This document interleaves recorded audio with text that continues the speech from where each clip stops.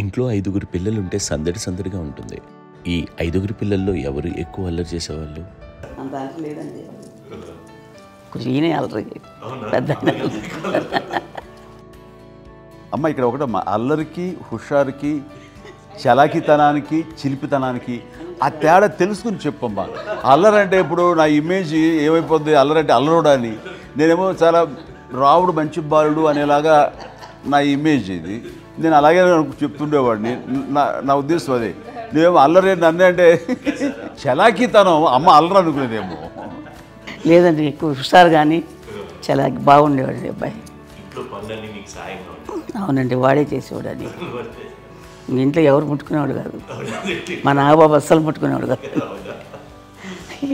అన్నిటికీ నాకు ఆయన సహాయమే పాపం. నాన్న ఆయన ఉద్యోగం వెళ్ళిపోయారు. నేను పాక్కుంటూ అలాగా వెళ్తూ వెళ్ళిపోయాను. నాకు తెలియదు. తర్వాత అమ్మ చెప్తుంటే నేరుగా మాత్రం కొన్ని చెప్తున్నాను. కమ్మరకోలు ఉంది నాది. ఒక అది పెట్టి అది ఏడు కూర్చోతా ఏడుస్తున్నాను రోడ్డు మీద.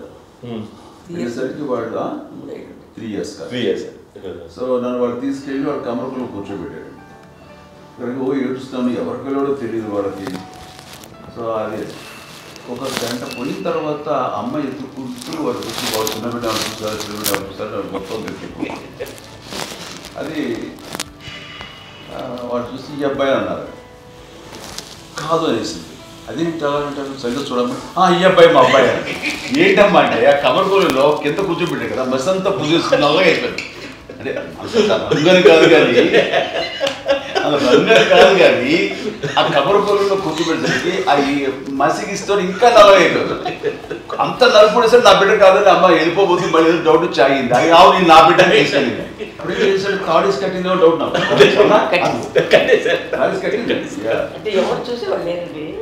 అమ్మేమో అల్లరి అనుకునేదండి. నాకేమో చిన్ననాటి మహాభాగవతంలో కృష్ణుడి క్యారెక్టర్ నేను అనుకుంటాను. ఆయన మహానుభావులు అయ్యే వాళ్ళందరికీ ఆ లక్షణం ఉంటుందేమో వచ్చినప్పుడు.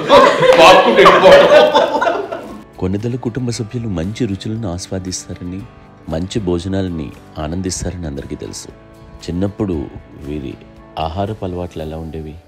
ఈదేవి ఎగిరేవి ఇవి ఎవ్రీ డే 2 పూట్ల ఉండాలి నాన్న.